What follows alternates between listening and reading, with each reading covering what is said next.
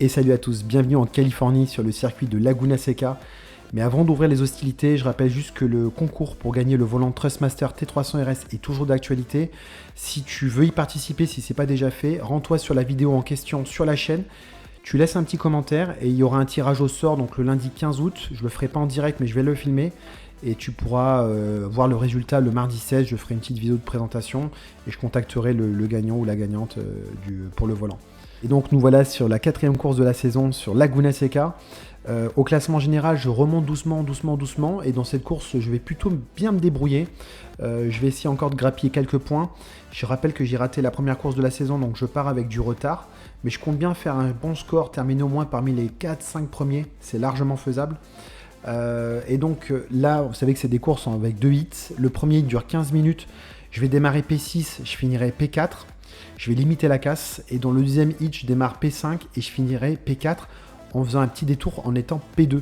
On verra pas tout dans le replay parce que je vais faire une entrée au stand catastrophique où je vais perdre une dizaine de secondes. Je mettrai une vidéo à part d'ailleurs pour cette rentrée au stand qui est vraiment une de mes pires de ma carrière de sim racer.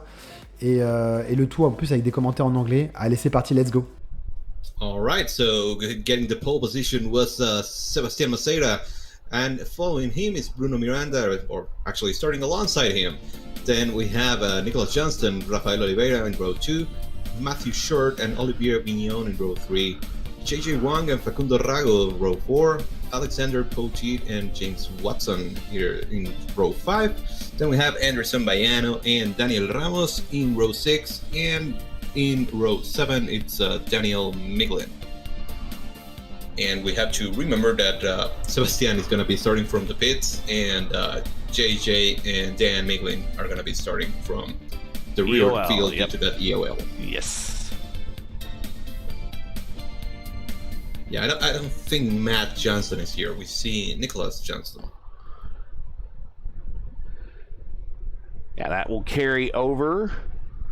And there is, we'll actually get some cameras on the field as it's gridding up.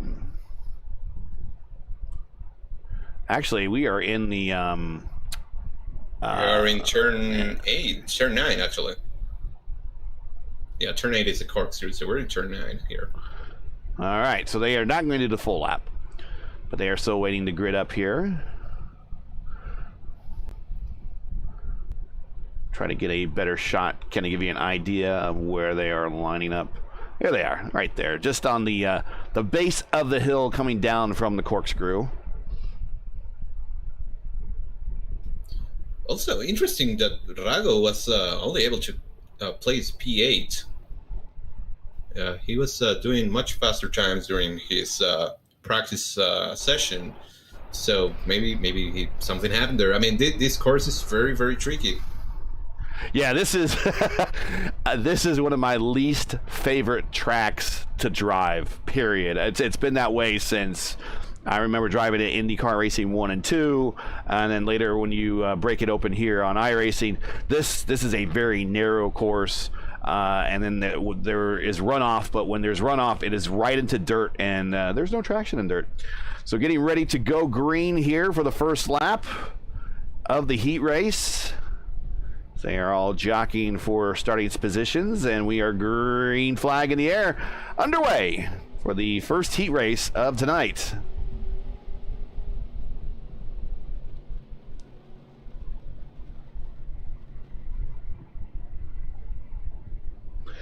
It's like safely through, everyone safely through the Andretti hairpin. There we see the car late starter coming from the pits there.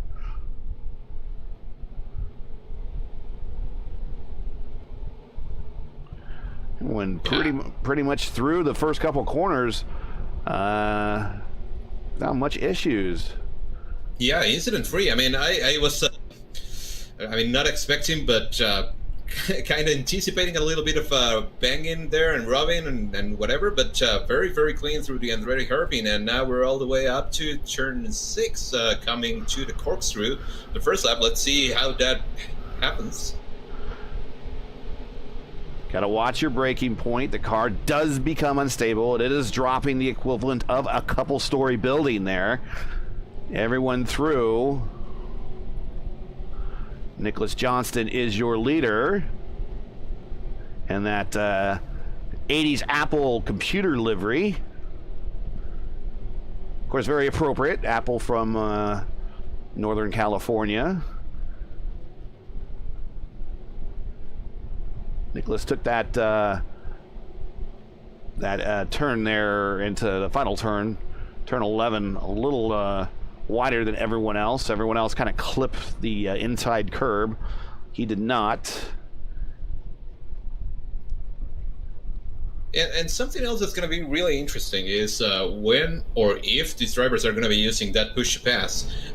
As we know, that changes completely changes the braking spots that you already have, and this track in particular doesn't have very many straights, so using it could even be counterintuitive or against your preferred line, because you have to apply so much power and you have to do it so gradually here that maybe having those additional extra 100 horsepower, yeah, it could give you a little bit of a boost, but it could also easily spin you out. So we'll see how these drivers use that during the race.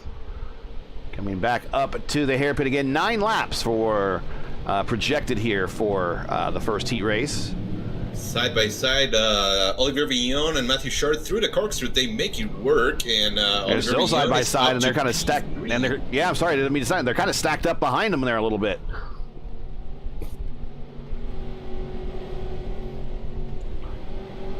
Yeah, the exit kind of stopped everyone a little bit, and now Rago trying to make a move on the Rafael Oliveira there in the last corner, makes it work. Now side by side.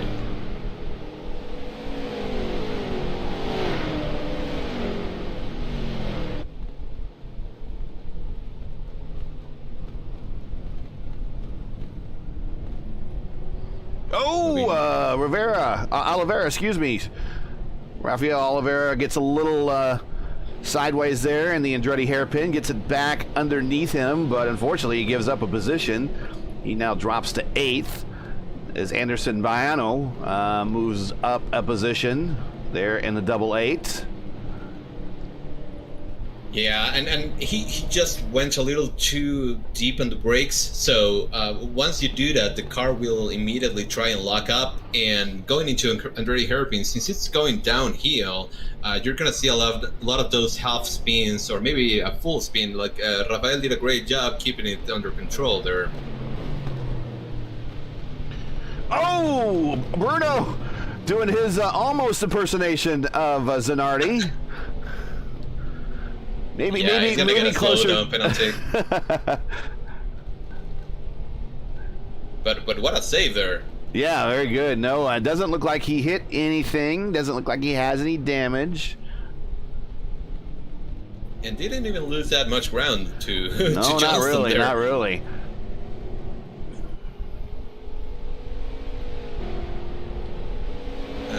Also looking at Maceda, our pole sitter, he's already up to P8.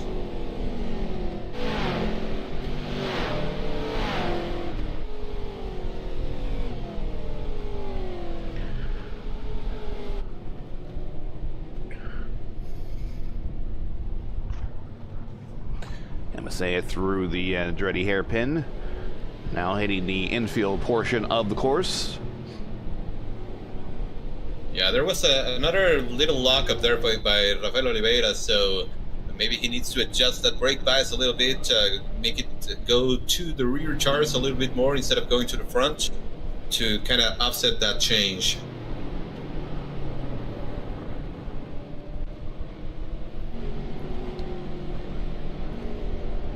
And I was also looking, the fastest lap so far is Maceda in that 45 car. He has done a 129.7. Wow. Very fast through this place, especially in traffic.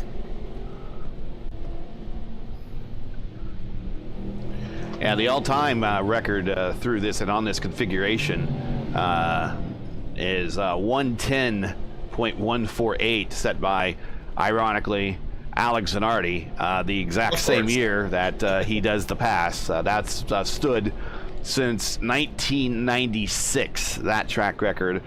The current IndyCar track record there is a 112.231, currently owned by Scott Dixon. Set that back in 2019, so they had the new cars at the time.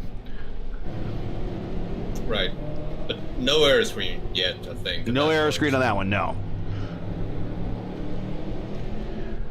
And there's more than just IndyCar racing they do here. Laguna Seca, they do sports car, they do endurance, they do IMSA, they do also bikes, super bikes, you name it. They do just about everything here at Laguna Seca. But primarily, and here comes our pole sitter looking to the inside there of Oliveira and getting the pass done there in corner number 5.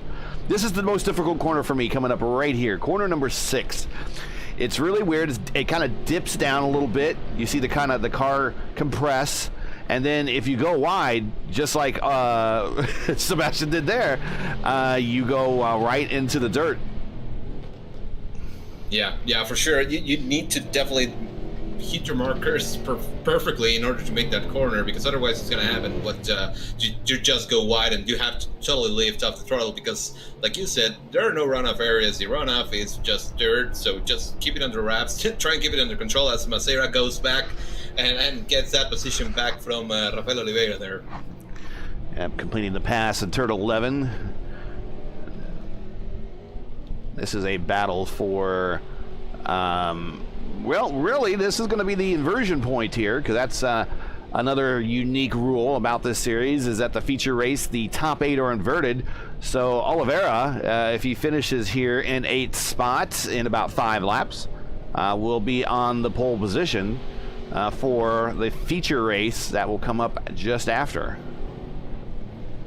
Yeah, for sure. We even mentioned it, that it might be a strategy. If you find it very difficult to pass, maybe just try and go for that P8 starting position, finishing position, so that you get a pole on the feature race. I think it's a legit strategy, especially for those guys that had to start at the back. Well, it helps you with strategy of that race, but it can, you are getting scored points for this heat race, and so you're going to get 8th place points. So that is the I guess the disadvantage is you're getting 8th place points, but you're going to start from the pole in the feature race, and the feature race just pays a little bit more points than the warm-up race, but not a lot. So really, it's if you're looking for the outright win and you're having like a rough season, I guess, or day or something, that might be the way to do it. But if you're looking to get points, you really need to go get up front, don't you?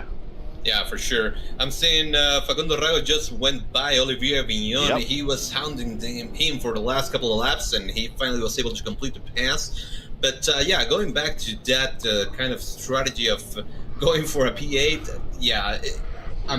you can try and do that, but personally I wouldn't, because I'm competitive and I would never settle for something like P8. But like you said, if you're having a rough day, rough season, rough whatever, hey, maybe we try and go for that 8th position so that we can get a front row start for the next race and try and drive away from everyone. And that is a good point here. About 4 laps left here in this heat race. Nicholas Johnson is still your leader by about just under a second now to Bruno Miranda. Here is the point situation for the series. We are halfway through. As you see the schedule here, Interlagos, Summit Point, Fuji, Laguna Seca, then next week Phoenix, Sandown, Watkins, and then Interlagos again. That rounds up the season, but just here are the points. And last week, your big winner in points-wise was Olivier Vignone here. He's up 2 spots. Joshua Tucker, big loser, -3. But Facundo Rago, 151 points total, and a pretty commanding lead over Montero, who is not showing up today. And that's also Christopher Hill not showing up today. So the person looking to probably capitalize the most, and we were just watching them a second ago, is Oliveira.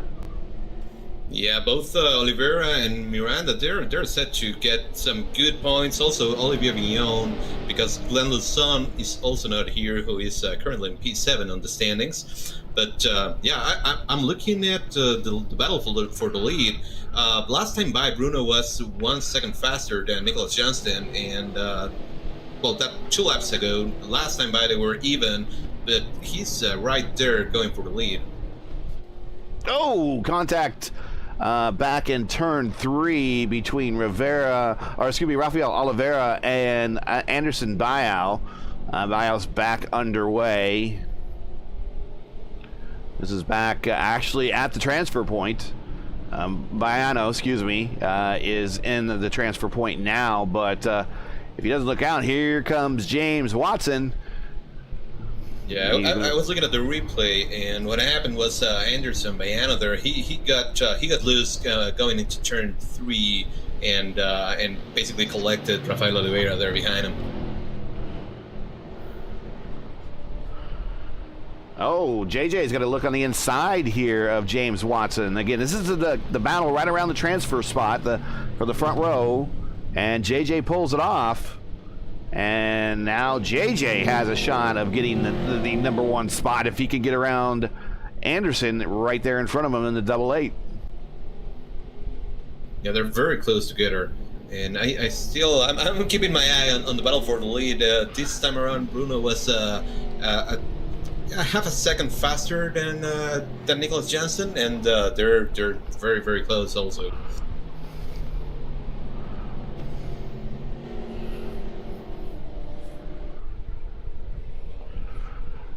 And Rago is right there. He has caught them. 2 laps to go. Just like he does in every single instance. Whenever we think that, Miranda, Bruno, he gets it back Miranda away. had a moment there. Yeah, no. Whenever we think that Facundo Rao has a setback, that either he's starting all the way in the back, or maybe he had an incident with somebody and drops back a couple of positions, we blink, and then a couple laps later, he's right there in the top 5. There he is. And last time by, he was the fastest on the entire track, and he was a second faster than both the leaders. So he's catching at a really fast rate here.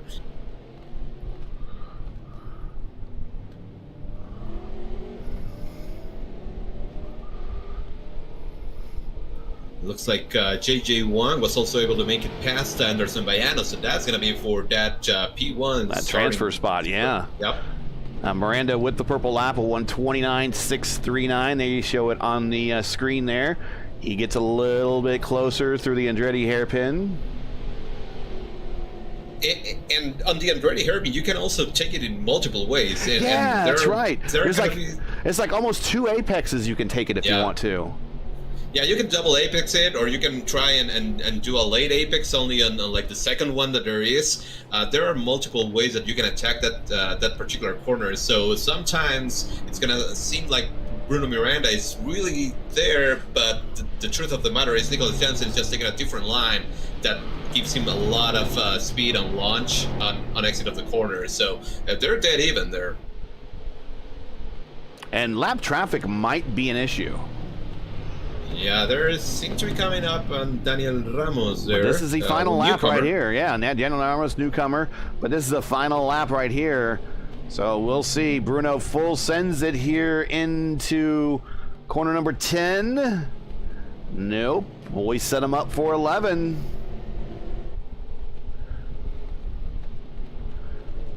They get in there deep. He gets underneath him. It's going to be a drag race to the finish, but looks like Nick Johnson is going to get the win in Heat Race 1 here at Laguna Seca. Wow, that was really good racing there. Yeah, that was some fantastic racing, and Rago did himself a service by getting up to 3rd. So again, that's going to be great points for him in this championship to almost lock it up here. Not quite. Olivier Vignone right there. He is P4. Matthew Short, P5. Macera, P6 from starting on pit road. Not too shabby. Rivera, P7, and Wang, P8. Wang will start on the front row with Oliveira when we get to the feature.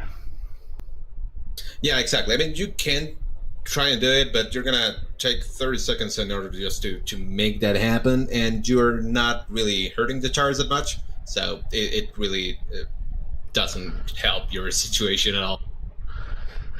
When we're getting ready to grid here, we do have the starting lineup. JJ Wang will start on the pole by virtue of finishing 8th in the heat race. Oliveira, P2, Massera, P3, Short, P4, Vignone, P5, Rago, P6, Miranda, P7, and Nick Johnson will be using the fender to move from P8 on up. Baiano, Watson, Miglin, Poteet, and Ramos run out the remainder of the 13-car field here for the feature race as we are getting ready to go. Looks like we've got about 20 laps or so will be. Right now it's projected 21 for the time. And you said about 14 to the tank? About 13 laps. 13 to the tank. So then everyone will have 7 laps worth of fuel they'll need to get to the end. But JJ did not load in for some reason, so that's going to allow Massera to get right up front. And that might not be what all the competitors want to see, because if he gets into the lead, he is going to run away. We are green flag down the main straight into the Andretti hairpin, and Sebastian Massera is your leader into the hairpin. Yeah, maybe JJ had an issue with iRacing. It sometimes happens between sessions. It actually happened to me. I'm reconnecting now. Oliveira getting a little wild there off the corner.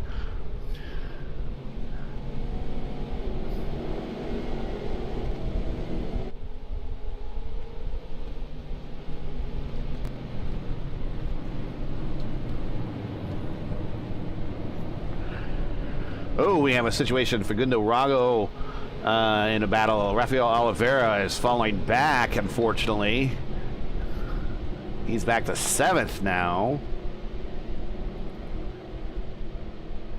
Anderson Baiano off into the gravel. They're on turn 5. Leaders already through the hairpin, or through the corkscrew, excuse me.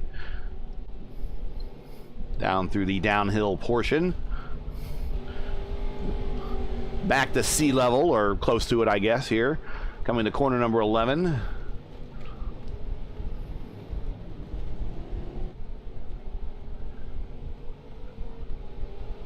And let's go ahead and get you some interval information to see where the battles are on the racetrack, which everyone's separated by about a second for the most part right now. Short and Oliveira, we'll go back to that battle right there. They are the two of the closer battles on the racetrack. Right through here.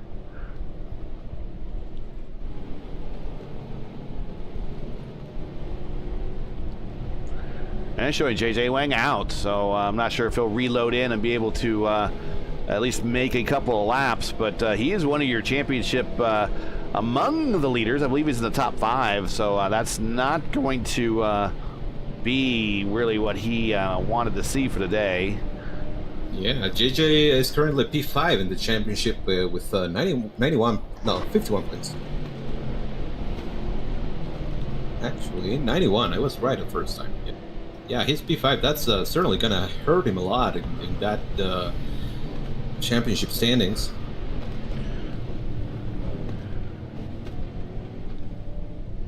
So according to we'll get some business out of the way here real quick, because we got a long race ahead of us here. Oh, Oliveira sliding in the background. Let's get the camera on him, find out what happened. Just came a little hot through the downhill portion there. He's back underway. Looks like Dan Miglin kind of went off with him a little bit. So according to YouTube analytics, 54.3% of you, it's actually gone up now, are not subscribers to the channel. So we would like for you to change that tonight if you can. Help us. Go ahead. Where are we at? Yeah, Raga just went wide into the Andretti hairpin and drove into Nicholas Johnston there. They both managed to save it somehow, and they are still going. He's now P4. He made a pass. Matthew Short is a little squirrely there on the exit of 3. Now they're going through 4. So yeah, if everyone can do us a favor and help us on our drive to 1,000 subscribers, make sure that you subscribe and make sure to like, share, all that good stuff, and comment. in today's video, we would appreciate it. We cannot do it without you. Make sure you smash the bell, all the good stuff, so you do not. Let's get that graphic off. So we're back to battle on the racetrack. Johnston trying to make a move there on the course. He's made up a lot of room there on Matthew Short, yeah. And he's gonna make it work. Well, not on the corkscrew, but turn 9. Yeah, so at the base moving of up to P5. At the base of the corkscrew there.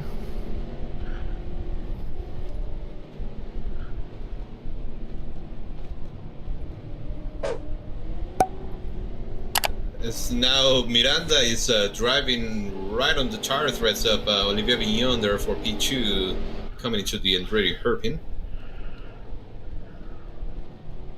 They're both taking a very similar line there. Miranda on push to pass, as you can see in the graphic.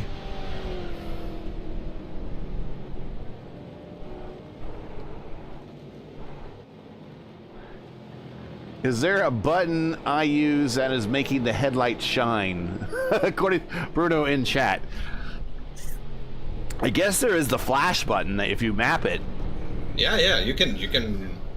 We call them the passive aggressive lights. I mean, typically in the GT3s and you know, the multi-class races, they're meant to signal when, you know, a faster car is coming your way from a faster class. But when, you know, the drivers are on the same class, and it's just for annoying the guy in front of you.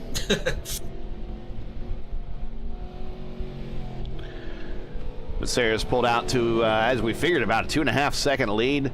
Closest battle on the racetrack is this one right now between Vignone and Miranda. Is he gonna try and make the move on turn 11? There is some room. There was thinking about it.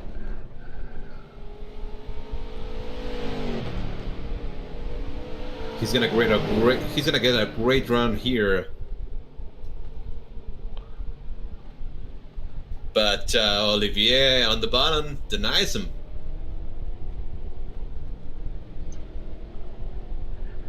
And doing a good job. Held his line the entire way. He's making himself predictable, not weaving. Signs of a good driver right there. Yeah, masterful job using that push pass, because again, it gives you that 100 extra horsepower, and you can easily spin the tires out on whenever you start applying throttle. So great job there, and again, it goes to show how strategic a racer's that push to pass button is. It's not only for passing somebody, it's also about maintaining your position and defending yourself. Although Miranda is right back there, and he's gonna try and do it entering the corkscrew. He's side by side, and yeah, he just really had the better line through there. Vignone had to let him go. Yeah, he had been a little faster the last couple of laps, so also smart driving there by Vignone. It's a long race. We don't know what lies ahead of us, and we still have to make that pit stop, so a lot of things can happen. So better to just let somebody else through before, you know, jeopardizing your entire race. Right. Oh, we're going to have a battle here. I just saw the exit off of Johnston and Rago. Rago got a little wide there off the exit of 11. Got a little squirrely. It's going to allow Johnston to get underneath him and complete the pass into the Andretti hairpin. Rago thinking about applying a little bit of bumper, not quite being able to get there.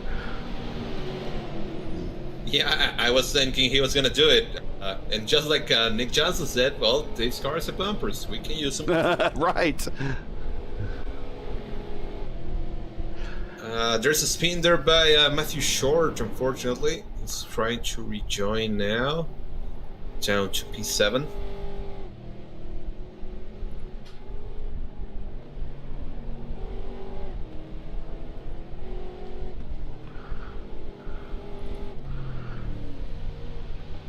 Sebastian Massera has moved it up to 3.7 second lead now as he continues to pull away here. Coming to about halfway done through the first stint here already, as we've done 6 of 21, coming to 7 of 21. Of course, we're looking at pit stops right around lap 13-ish, give or take.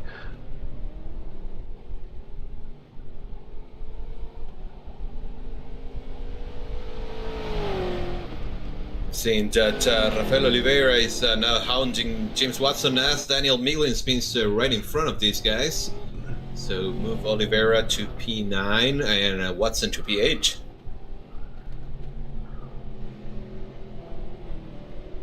Poteet, we'll give him a shout out here in P6.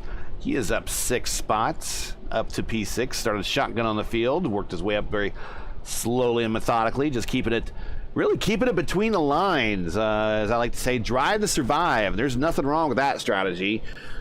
If everyone's making mistakes in front of you and you're not, those are easy pickings.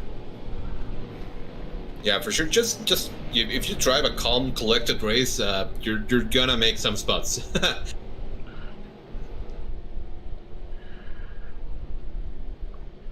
And Massera almost now a 4-second lead, had it up to 3.8, 3.5 under the braking zone coming into the corkscrew. Miranda's really not cutting into him too much at the moment. And the thing is, Miranda's not really under attack from Vignone yet. But Johnston, he is now starting to peek into the picture a little bit, as he is, last time by, faster by 0.6 than Vignone. So he's reeling that group in. Same thing with Rago. Rago's by himself, even though he got past a lap or so by Johnston a lap or so ago. He does have clean track in front of him, so he can concentrate on hitting his marks, his braking points, and reeling this group in. We might have ourselves a bit of a 4-car battle here shortly. We'll see, especially as pit stops go through their cycles. Yeah, for sure. And I think Rago is also driving, a smart race. He's leading the championship by a lot. He doesn't need to put himself into any dangerous positions. He just needs to drive a clean race, and he's gonna keep on adding to that points lead that he has. I'm looking at Oliveira, who would have, because of Chris Hill and Ezequiel Montero not being here, he's the one poised to gain the most points. He's back in P9, still hasn't found the way around James Watson there for P8. They've been together for the last couple laps, but let's see if he sends it in one of these corners. Definitely used more of the curbing through corner number 4 there.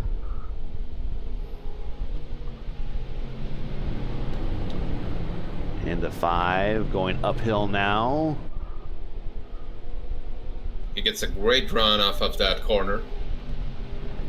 He does. 5's not a good. 6 isn't a very good passing zone though, but it is a good place to make up room to set yourself up for a pass in the corkscrew.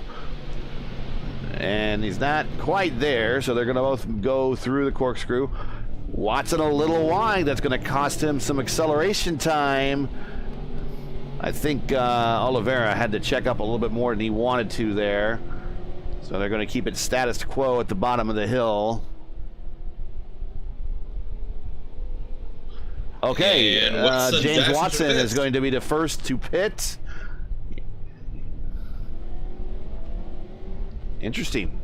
Yeah, that's a little earlier than I thought, but maybe trying an undercut, see if he can get cleaner track or whatever, and let's see if that strategy works. I mean, he's gonna be a little shorter there because he didn't burn as much fuel, so that might work to his advantage. And he's in the window, so the window kind of just opened, so either you make a long stint or a short stint. Most people will go with a long stint on the bet. A 7.7 stop, 7.7 seconds. That's pretty fast. Yeah, he was on pit road for 30 seconds flat. That's really good. That's faster than most Indy cars, actually. Yeah.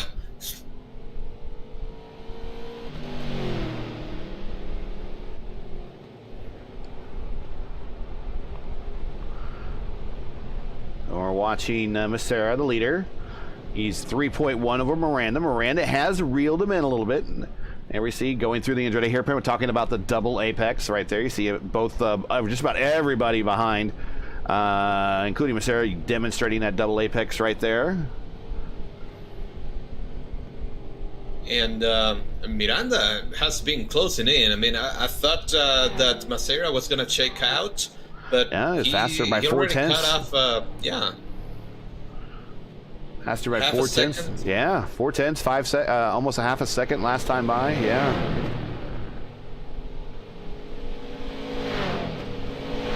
Looks like Dan Miglin is also going to the pits.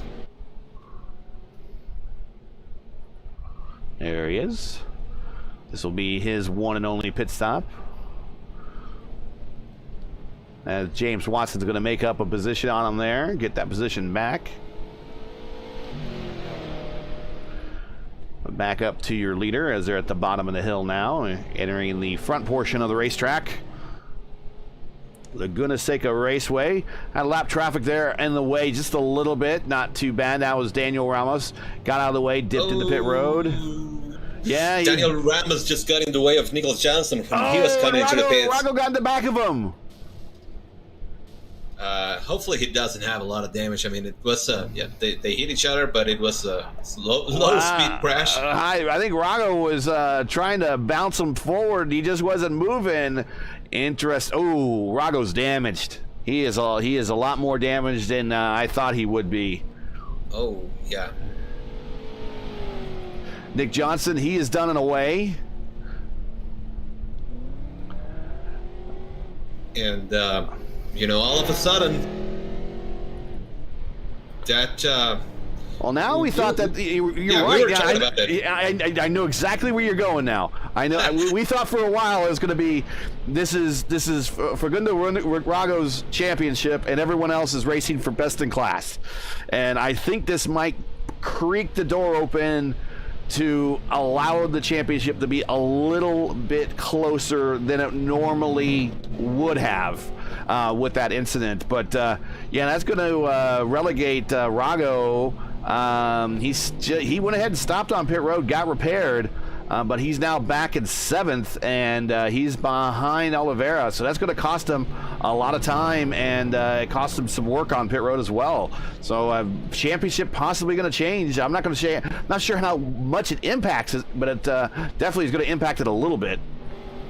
Yeah, for sure, even a little bit. Although I'm looking at Rago's car, it looks pristine. I'm not sure if there was. Yeah, it got fixed in the pits. But if there's a car spinning out on pit road there. That's Daniel Ramos again having a bit of a rough day. Careful on the rejoin there, man.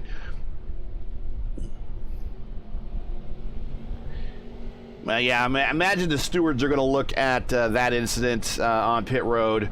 We'll see what happens there, but back up to the front, Sebastian Massera, who is not pitted. He is on his 12th lap of his stint. Got 9 laps to go here in the feature race. If you're just joining us, this is week 4 of Stock Carnaval de Brasil series here on Raceverse.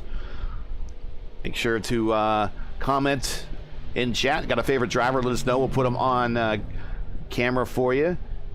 Make sure to like, share, subscribe, the whole 9 yards to the channel. We really would appreciate that. Also hit the bell so you don't miss out on the next race next week as we go to the road course here in the series. Here comes the leader into the pits, going to the road course at Phoenix Raceway, something that we've never seen here before on Raceverse. So that'll be our first time.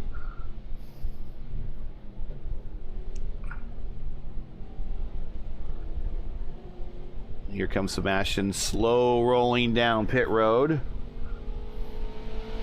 And also, in the meantime, Nick Johnson has caught up with Bruno Miranda there for P2, and potentially the race lead, depending on where Massera merges in. He is down on the way. Watching Massera now, he is past where he can now accelerate. He is still in pit lane. He needs to stay with those cones all the way around into the hairpin, and then exit where those blue cones are right there. and he is out and in front of Miranda. He does have slower traffic in front of him in the form of Anderson Baiano, but that is still a couple seconds up the road. So good stop by Sebastian Becerra. He's I'm going to say that he's probably worked himself into a pretty ideal situation. Yeah, for sure. I mean, he has now a 4.5 second lead. He has, he did a very fast pit stop. It was 7.5 seconds, while Miranda, Johnson, and Vignone, they were all around the 9 second bracket. So just a second and a half earning the pits. Yeah. But I'm also looking at Drago. I mean, his there P5 doesn't seem to have any performance issues with that car, and looking at it, it looks pristine, like nothing happened. And last I saw it, it had a lot of damage. I'm not sure if there are fast repairs in this league. Maybe they are, and I just didn't know about them. I don't know either. We should probably know. Normally, it's advertised pretty widely that hey, we got fast repairs, but to be honest. The series that don't have fast repairs, I believe, make you a better driver, to be honest. That's just me. For sure.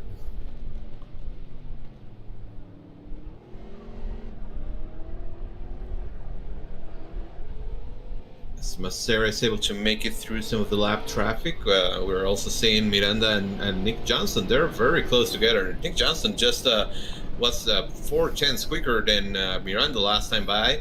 And he's hounding him for P2. And also, we're going to keep the camera right there. That's a great battle. Yeah, and he's also on the bottom, push to pass. So he's going to have a good runoff here. But not exactly a passing zone, though. It's a good place to set up like a later pass. Here he comes. He's going to take a look to the inside, going up the hill into corner number 5.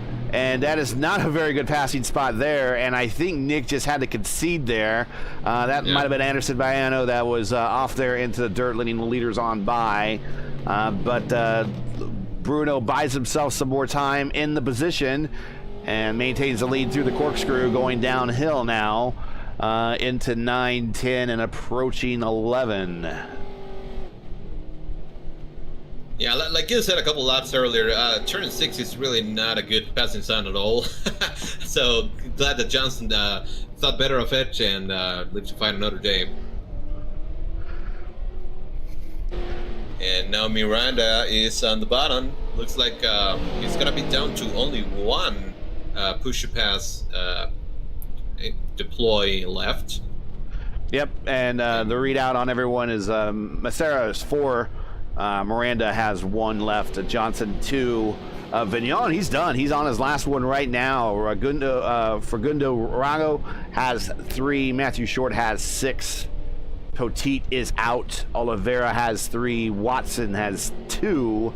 And Miglin, rounding out the top 10, has 3. So they're using their fair share of these things right now. But the one that's sitting in the best position here among the leaders with that. With a big lead and a superior number of push to passes is your leader, Becerra. Nick Johnson, he got he really was trying, close, and he's on the button. I don't know if he meant to hit the button or not, but he is on the flashing button there. Like I said, man, passive aggressive.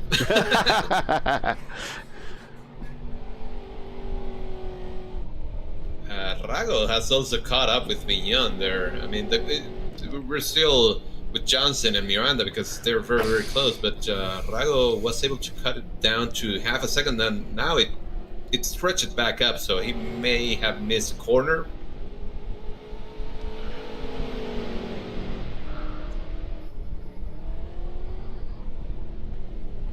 And these guys are also in the P1 and P2 in the points championship in the Revolution IndyCar Leagues, Schaefer's IndyCar Series that we have on Wednesday nights here on Race First. These guys are, Johnson is P1 and Miranda is P2 in that championship. So these two are going to find themselves fighting it out a lot here on iRacing and on Race First programming.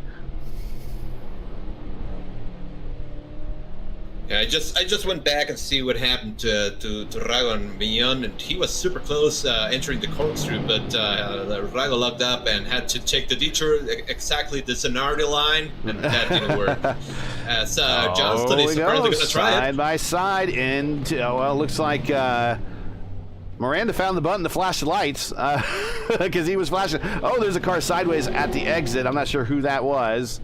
But they maintain their spot so then they get out in front of these leaders that are coming through. Also in the it was Miglin, okay. Also in the Tuesday Formula Indy series that we broadcast here. Ooh, here comes Johnson to the inside. He sends it. Ooh, there's those bumpers. There's those fenders. Miranda on push to pass. So he is done, but he wants nothing more of that. And we still have 5 minutes left, so that should be four around laps, 3 four laps. laps to go. 4 laps to go. So yeah. So in the in our Tuesday series that we broadcast here in the Formula Indy series, Nicholas Johnson is P2 in the championship there, and Bruno Miranda is P4. So in just about every place that we have a series that we broadcast, these guys are in it. They are right with each other in just about every race and the standings and everything all the time. And to the inside at 5. Ooh, that they're side by side. Somebody's gonna have to lift there. And Miranda gets the actually the better line through 6 is that wider arc. Yeah, but great driving by Johnson there, by also realizing like, okay, that's not gonna work. If I send it there, we're just gonna wreck. So. And now, probably he doesn't know, but Miranda decided to push past, and he still has 1 on the tank. Yeah. And he was, and he admitted with his heat race win interview, that he's still learning how that works, and he has not got the timing down quite yet. So, the man's dangerous enough without it. Imagine how much more dangerous he could be when he figures it out. Yeah, he told that he was, cooks it into the hairpin. Yeah, a bit of an unorthodox line, but he didn't really lose much ground to Miranda there. So, like I said, you can take turn 1 in multiple different ways and make it work. But yeah, if he's just learning the car, he just won the feature race, and now he's hounding Miranda there for P2. So watch out. It looks like the dating bots have found our chat. Hello, dating bots. If anyone's looking for a good time, just wait for after the broadcast, okay? Johnson there getting closer. Bruno takes a very shallow line through. He's going to get a great run. Nicholas uses a lot more of the curving on exit. Yeah, and it upset the car just a tiny bit, but he's going to try. He's going to look here in 10, and we're side by side. And Johnson gets the best part of it. Miranda gets the worst. Here comes Olivia Vignone's like, oh, okay, well, I got a position here I can get. He was driving by himself for a long time, and now he can see the bumper of Bruno Miranda for P3. But that pretty much, unless something happens to Sebastian here, Sebastian, all he needs to do for the next 3 laps, hit his marks, keep it between the lines, and bring it home, and he gets himself a feature race win here in the Stock Carnaval de Brazil series every Thursday here for the next 4 weeks. We're halfway through the season here on Race First. Thanks for joining us. We appreciate it. Make sure to like, share, subscribe. We appreciate that as well.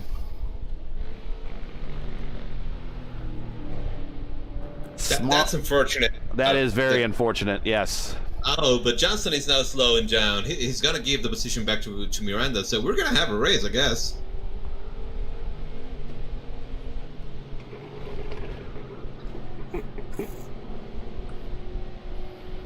Yeah, he's giving it back. Miranda is now going to move back to P2. And they're gonna resume the battle right now. Yeah, but I think they have a just like the old TV show Three's Company. We got the third guy here, and he had no part of that, and he's going to benefit by making up a bunch of track position. Yeah, for sure. I mean, he might be the big winner here in case some shenanigans happen, because he's not going to have to give any positions back. Although, amazing sportsmanship there by Nick Johnson. Yeah. And he's on the bottom going by Miranda. And he made it. He was on his push to pass. That was his last push. Yep. Now they are both out. And Vignone is also out, so he's not going to be able to benefit from that. Yeah, but what he will benefit from is a very solid top 5 finish. Oh, for sure. For him again. He just keeps nailing them one after another. They add up. I'm guessing this is the last lap. Yeah, final lap right now is what scoring is showing. So we'll get the camera on the leader as his last time through the hairpin, or through the corkscrew, that is. Coming down the hill. Into 9, 10, and 11. And all he needs to do here, nice little braking.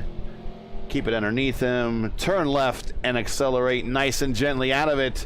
And he has himself a week 4 victory here in the feature race at Laguna Seca. Dominating win. And not bad from starting from the pits in that heat race. Yeah, for sure. And we've seen a couple people now make that start from the pits work for them. At the end of the day, it looks Chris Hill. Yeah, Chris Hill did that. So maybe starting from the pits isn't quite the penalty that people thought. But he is for sure. Chris Hill last week and Sebastian Massera this week. Yeah, that's a trend now. And he's going to do some donuts here between turns 2.